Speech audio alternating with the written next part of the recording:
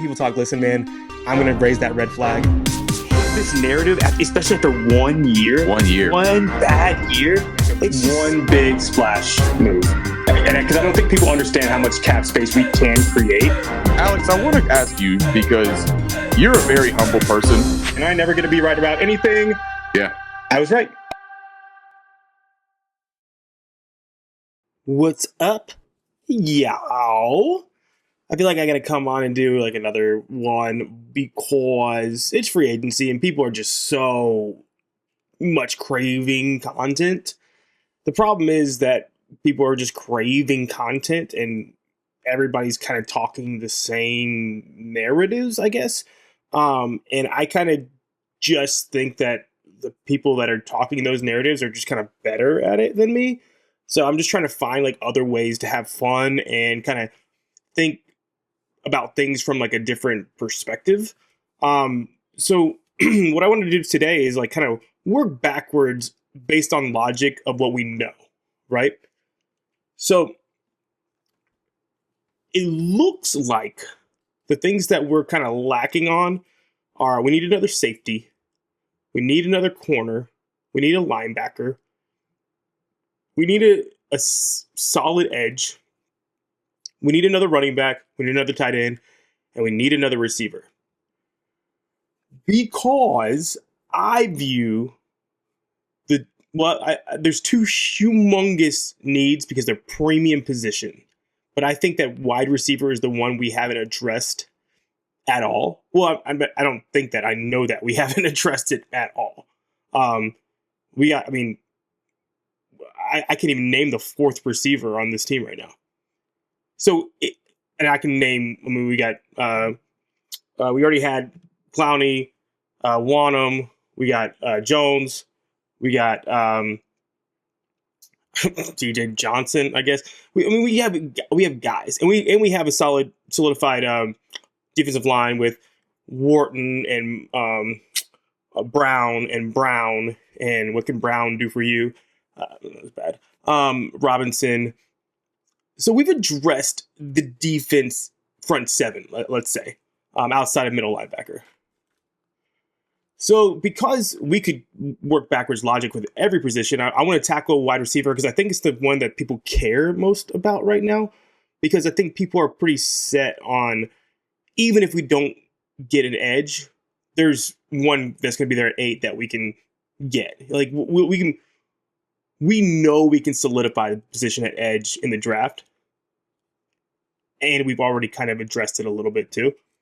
So let's have some fun, guys. This is for fun. This is me predicting anything. So if you want predictions, then just stop right now. But this is for fun and just basically finding direction based on logic, right?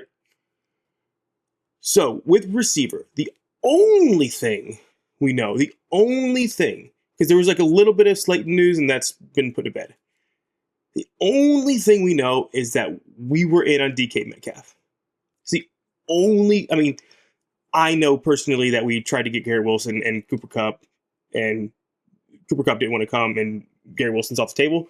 I know that personally, but as a whole, we only know that we were in on DK Metcalf.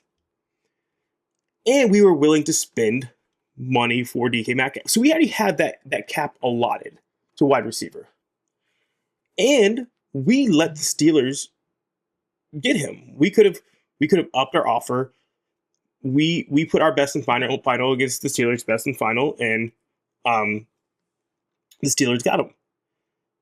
So let's work on logic. Because of that logic, because we didn't act in desperation, must mean we have a backup plan. It has to mean that.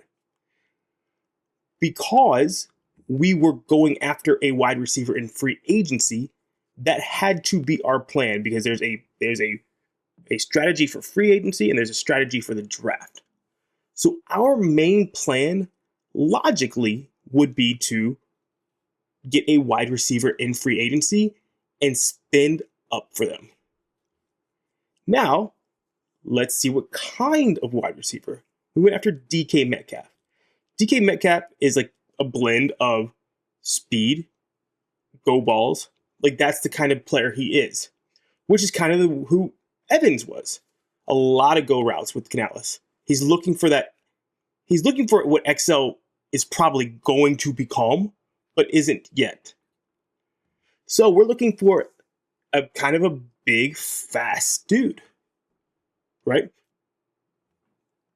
Or because we know we were interested, well, because, and I'm not going to use that logic because that's hearsay for me, and if you don't believe that I have sources, whatever.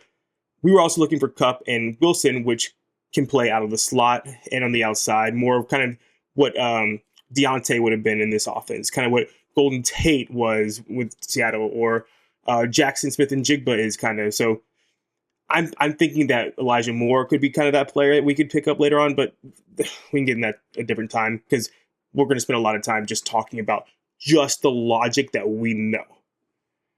So who's available that we can think of that is that big, strong, long type of player that can win jump balls downfield or could just explode past you to get deep balls? Because we know that Bryce was 8th in yards per throw last year.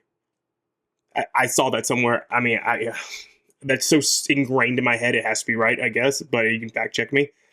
He's up there. He's up there in yards per attempt last year. So Canales wants to push the ball downfield in this offense. So you need a downfield player. So in my mind of guys that could be, actually, let's not go there yet. Let's see what we are doing that is abnormal. What seems to me to be abnormal is the amount of offensive line we have. And people might push back and say, you can never have too many offensive linemen. Correct. Yes. But we have our starting lineup is Icky, Hunt, Corbett, Lewis, and Moten, who have all been starters in the NFL. Our backup is Brady Christensen, who was a starter for us when we had a pretty good offensive line. He got hurt the year our offensive line was terrible, and that's one of the reasons why our offensive line was terrible. But he came back. We know he wants to be a starter. Cade Mays, he didn't have a choice, but we brought him back on a restricted free agency. Zavala, we felt good about. Yosh is been a swing tackle in this league forever. That's 9 deep of solid, startable offensive linemen. Like starting caliber offensive linemen. And we still have Rame, who's our young center, and then we have Kingston, Carter, and Walton, which are probably all cut candidates. But we have 9 starter caliber offensive linemen, which is bananas. And we signed just in free agency. We brought back, so free agency last year we got Hunt and Lewis and Yosh.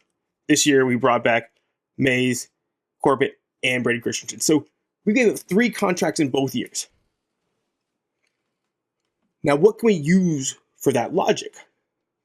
We need a wide receiver. There's none in free agency. We already wanted to trade for one. So I know we were willing to trade for one. We're willing to pay for one. How do I get it?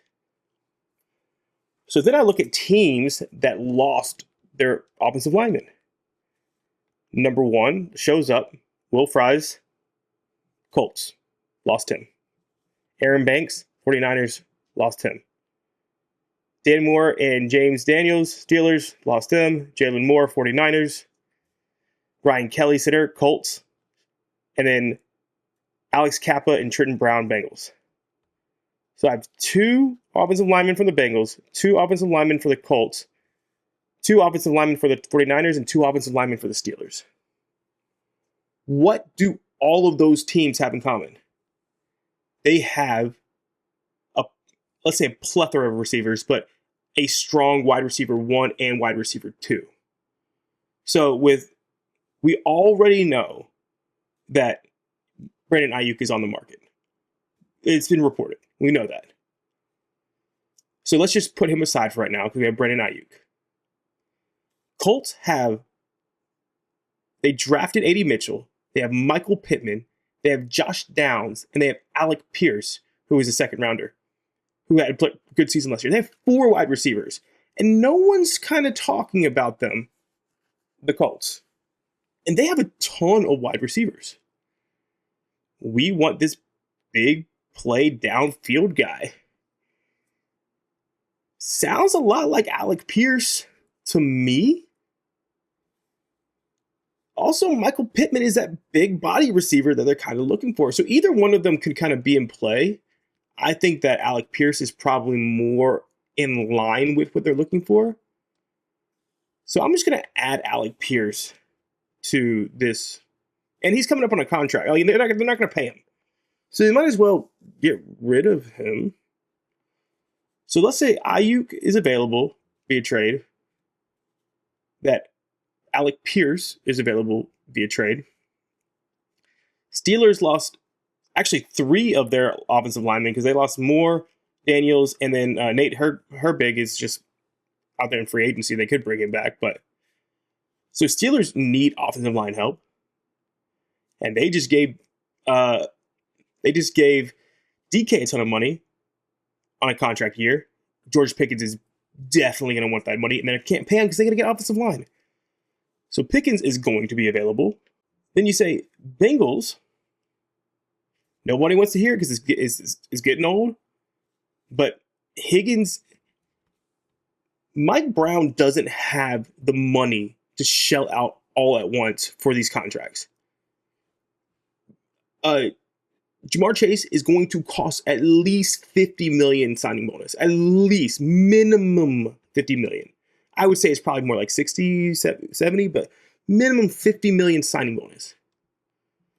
T is going to command 40-ish million signing bonus. Maybe 30-ish million signing bonus. Trey Hendrickson's going to cost about, you're talking about $100 million between those 3 players signing bonus. Mike Brown ain't even a billionaire. He doesn't have that cash to just give out. So anybody is saying that he's going to get all 3 or even 2, I just don't see happening. I think T. Higgins is the most likely available because Hendrickson still is under contract. Yes, I know T. Higgins is on a franchise tag. One, that's all. Like, that's it. He can't be franchise tagged again. Whereas Hendrickson, you still have leverage because you can franchise tag him again. So Higgins is the most available one because I don't have to take an atom bomb to my defense to get rid of Hendrickson. You need a good player, like one good player on defense. 2, I already have a receiver. 2 is a luxury. If I'm going to get rid of one, I'm going to get rid of a receiver. Because why am I going to pay my entire cap when I've already paid Gesicki, who's a pass catcher? I already have a strong 3, and in Burton that I just was rookie last year. I mean, who knows what he's going to be, but he's talented. And you have Yoshivas, who has played, like, Higgins missed 5 games last year. Yoshivas was decent in those games. And you're going to get a pick for him, so you can use that on the player too. It doesn't make sense that Higgins would not be available. So I'm going to put Higgins. I'm not saying that it's going to be Higgins. I'm just saying that it makes sense that he could be available. And then what else we have? And that's it, right? We have the Steelers, the Bengals, because they all need 2. The Colts and the 49ers. So if my logic is the same logic, right? We're willing to trade for a wide receiver. We're willing to pay a wide receiver. And we have a plethora of, I can't use that word, we have an abundance of offensive linemen. What else do I know? I know that Brady Christensen wants to start. He signed a 1-year deal. Well, you can't increase your value by being a backup. You need to play to get that next contract. In my opinion, he came back knowing he has the ability to play for a contract. So, let's think of that logic, right? If I think of that logically, that means one of my starters has to go, right? Well, they ain't trading Hunt. And you can't trade people you just signed with Corbett and Mays until a certain amount of time. I think. But granted, they haven't signed their deal yet, so you can't do it. I'm pretty positive. So you're basically leaving me with Icky is available, Moton's available, Lewis is available, and Yosh is available. So 4. But it won't be Yosh because Brady Christensen wants to start. So Brady Christensen can play. This is what's so hard. He can play tackle or guard. So we're looking at Icky, Moton, or Lewis could be gone. We know that they're willing to just let Moton go. Like they're willing to let Moton just play out this year and hit free agency next year, which is dumb because you're losing him for nothing. Then yes, you can franchise tag him, but franchise tagging him would mean that you put you put a big old rock in your cap of next year. And if you're going to franchise tag him anyways, might as well give him an extension from this year. That logic just doesn't make sense. So if you know that because they are on multiple timelines, they ain't going to just let him walk for nothing. It's just not going to happen. So either you need to trade him, cut him, or you need to extend him. It's the only options. And this is a smart, I can't believe I'm saying this, but the Panthers as a whole is a smart organization. If they're stuck on letting him play out, they got to get something for him. Or because they've already missed kind of the extension window, and they kind of like already said that we're okay not extending him. So it tells me that they're going to trade him. They have to, or cut him. Because 31, you can't play him on $31 million. You can. Like a $31 million cap hit, it's fine. But you're setting yourself up for a headache next year. You got to make these decisions early. You got to be like the Eagles. Make these decisions early. You either know you're going to let them walk because you know your cap situation. Panthers know they got cap next year. They'll go ahead and extend them 1 year and make that decision next year. In my opinion, they brought Brady Christensen back to play that right tackle role because it gives you $18 million, I believe, of cap relief this year, and you got the most valuable. Because Moton's value ain't never going to be higher than this. This is going to be one of the highest in Moton's contract. And this, guys, this is not a prediction. I'm using logic. I'm saying what's logically going to happen. So we have Moton, who is our blue chipper, and you know what you can do if you're another front office? You can say, look at this guy's PFF grade. Look at what he did. He was the best player on this offensive line, yada, yada, yada. You can do all that sort of stuff. And the Panthers can do is show a whole plan. And you say, yes, we're taking Icky's 5th-year option. We're going to be extending Icky. Icky's our future. You can draft. Say that Brady Christensen's not your guy. You can draft who you believe is going to be the right tackle of the future. Let him sit and develop for a year. And then come in. The plan makes so much more sense without having the unknown of Taylor Moton, if that makes sense. And it relieves so much cap space. So now I have this blue chip prospect. I guess blue chip is a good word for a 31-year-old offensive lineman. I don't know. So I have Moton now. My offensive line is still good. I still have Brady Christensen that comes in and starts. I still have my swing tackle in Yosh. So I'm solidified there. And if anything, say that Lewis and Corbett both go down. I put Yosh to right tackle. I put Mays at center, and then Brady Christensen just slides in at guard. It makes a ton of sense of why they're bringing all these linemen, all this lineman depth. So now I have something that you also want, being Steelers, 49ers, Colts, and Bengals. What else do we know? So right now, our logic has brought us to Pickens, Ayuk, Pierce, and Higgins. What do we also know? Panthers have been so quiet. No leaks, nothing. Pin drops. We can't follow them at all. That's how I started this whole episode, is that the only thing we know about wide receiver is that they were in on DK. And we didn't know that until pretty close to DK being traded. So, what's the one thing that's been leaked that we know? We're interested in Trey Hendrickson. Why is that the one thing that every insider could tell us? Every insider. Oh yeah, they're really in on Trey Hendrickson. They're really in on Trey. They're gonna. Well, they didn't know. People didn't know we were in on Wharton, or like. So how do you know? Because the Panthers want you to know. Why would the Panthers want you to know? Because they're okay with you knowing that they're talking to the Bengals. Because you think they're talking about Trey Hendrickson. Because doesn't that sound like genius? Oh yeah, we're in on Trey Hendrickson. We're in on the 31-year-old, even though the rest of our defense that we brought in is all 25. We're in on the guy that doesn't fit our timeline at all. But you know who does fit our timeline? The 26-year-old pass catcher that's right there. So I can call you all day long and talk about T. Higgins, and I don't care who knows that I'm talking to the Bengals, because we're in on Trey Hendrickson.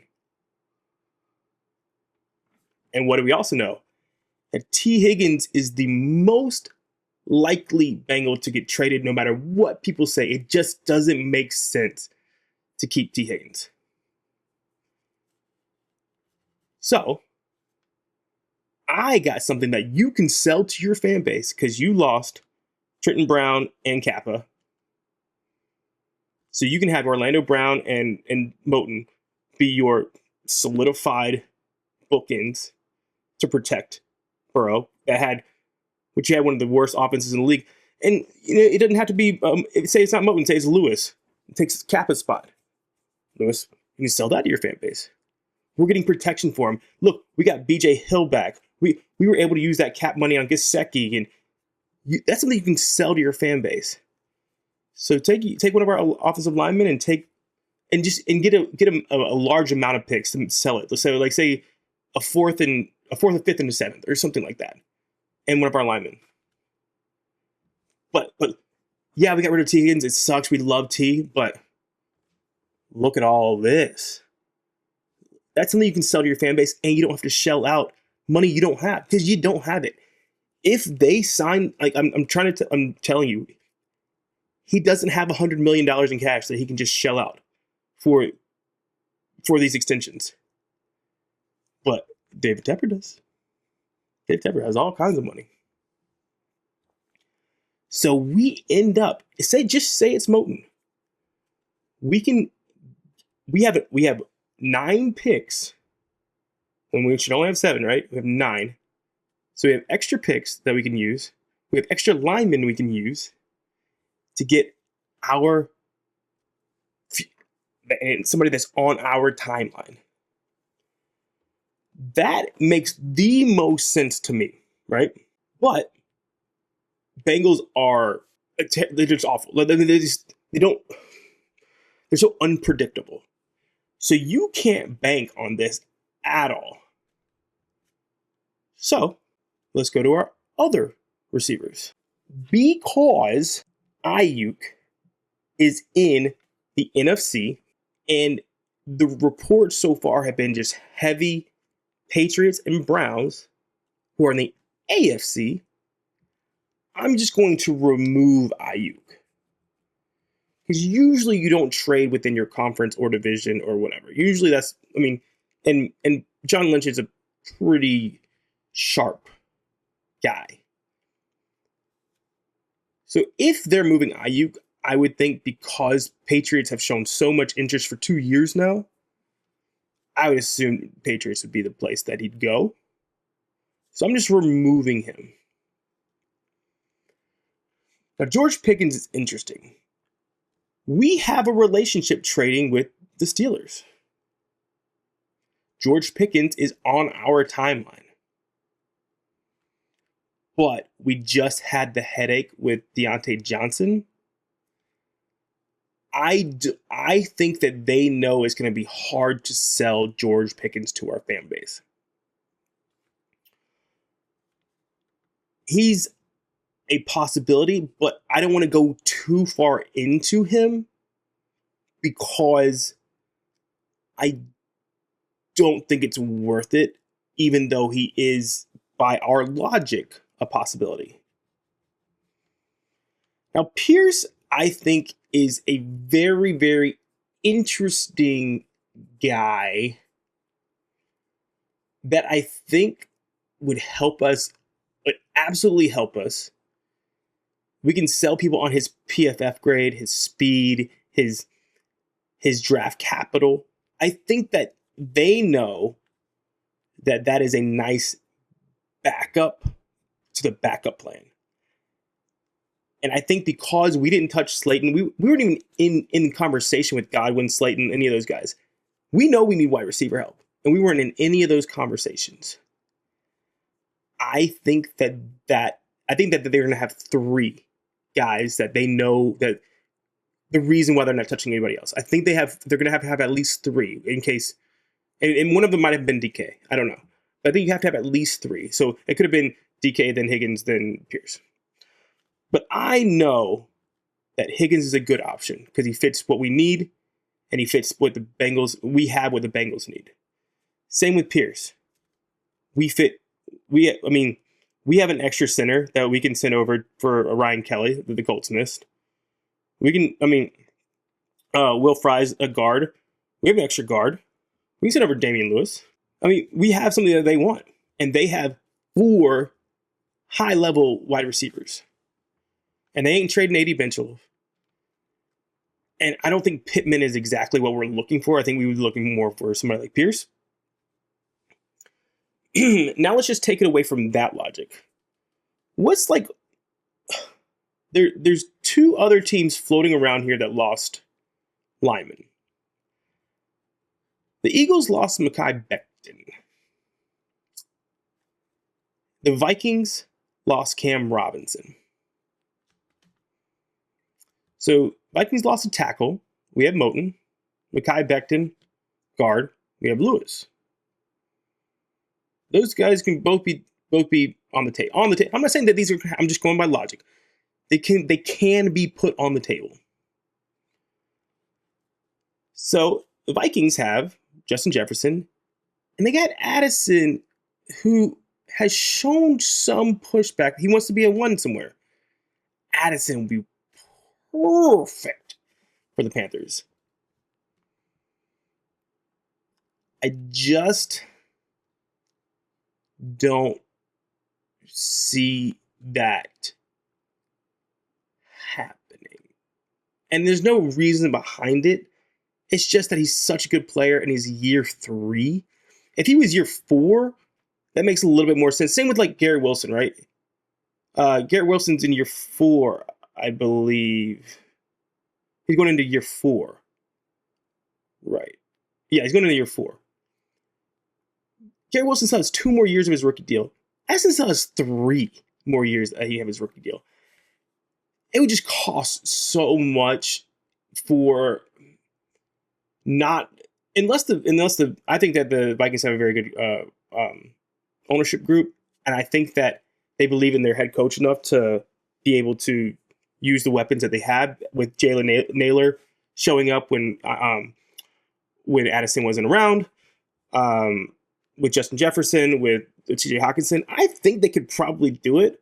You just don't sell a guy. I mean, this guy has been putting up big numbers. I think he has like 1,700 yards and like 15 touchdowns. I can't think off the top of my head in 2 years. He's just a really good receiver. So I just don't think he's going to be on the table. And they ain't trading Justin Jefferson. So I'm just going to take. He's kind of like a Pickens for me. Like, I see a possibility, but. And then we get to the Eagles. And the Eagles are really interesting. Why? They're facing some cap issues. And Howie Roseman is usually earlier than he is late. So he's usually like 5 steps ahead. He went and got Dotson. And I know people don't think Dotson did a lot last year, but he changed teams. He's a first round talent. Like and if anybody can develop talent, it's going to be the Eagles. They also drafted 2 wide receivers last year. What does that tell me? They're prepping to lose one. I don't know if that means it's this year. I don't know if it means it's next year. But Bryce was at the Super Bowl. And he got asked, "Are you recruiting?" And Bryce is pretty like straight up. If he wasn't, he would have been like, "No." But he was kind of like, maybe, it was that kind of thing, that awkward, like, "you caught me" kind of thing. Well, who would you be recruiting at the Super Bowl?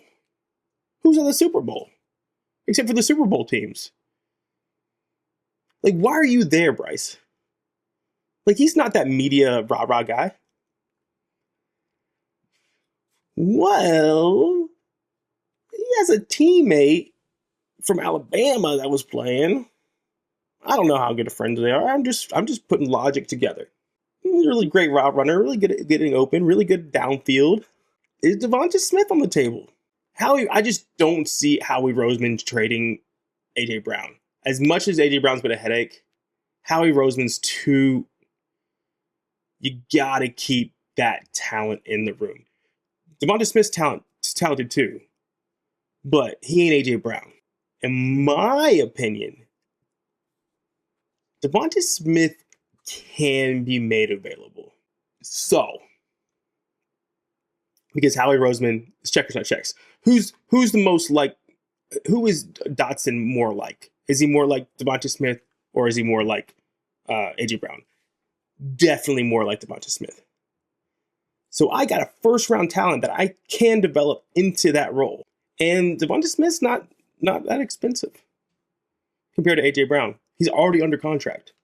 I can totally see Devonta Smith being made available. And Bryce was recruiting at the Super Bowl. He played with Devonta Smith at Alabama.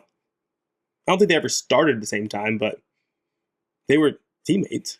Devonta Smith was winning a Heisman when Bryce was a freshman. They know each other. They spent a whole year together.